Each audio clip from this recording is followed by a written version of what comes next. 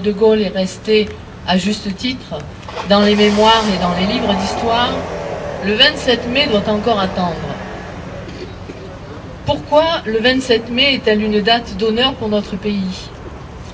Parce que c'est le 27 mai 1943 que Jean Moulin réussit la gageure de réaliser, dans Paris occupé, l'unification de la résistance ce jour-là, représentant des mouvements de résistance, des partis politiques et des syndicats engagés dans le combat contre les nazis, inscrivait l'une des dates majeures de notre histoire.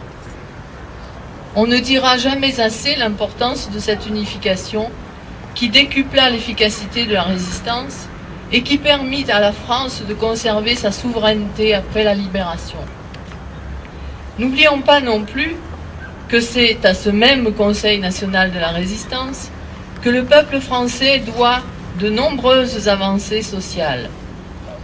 Ce sont en effet des propositions de ce Conseil national, reprises par le gouvernement en place de juin 1945 à mai 1947, qui garantirent aux Français la sécurité sociale, l'assurance vieillesse, un salaire minimum vital, des services publics efficaces à leur disposition, et d'autres choses encore que nous devons défendre aujourd'hui.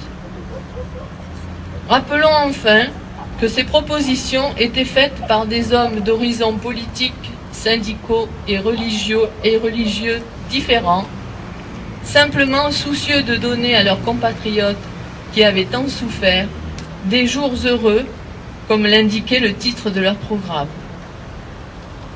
Alors 27 mai, date d'honneur, date historique, oui, sans conteste.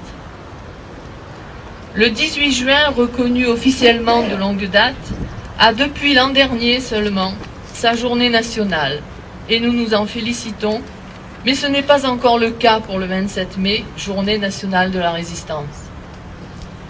L'Association nationale des anciens combattants de la résistance et les Amis de la résistance demandent année après année cette reconnaissance nationale sans succès jusqu'à présent. Pourtant, à chacun de nos congrès, le ministre délégué nous assure que le gouvernement est tout à fait favorable à ce projet. Hélas, les faits ne suivent pas. Le temps passe et fait inexorablement son œuvre, éclaircissant les rangs des résistants. Faudra-t-il attendre que les voix des survivants s'éteignent? Les révisionnistes de tout poil auront alors beau jour. Du respect, de l'admiration que nous lui portons. Une fois encore, nous devons dire la dette immense que nous avons contractée envers ces femmes, ces hommes, qui en rejoignant les rangs de la résistance, ont redonné son âme à notre pays, transcendé leurs oppositions pour que triomphe la liberté et la démocratie, pour que triomphe notre unité nationale.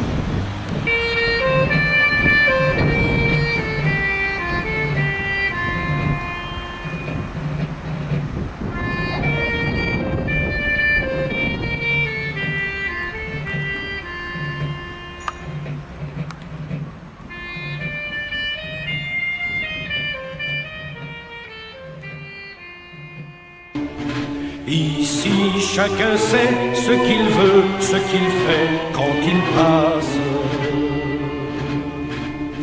Ami, si tu tombes, un ami sort de l'ombre à ta place.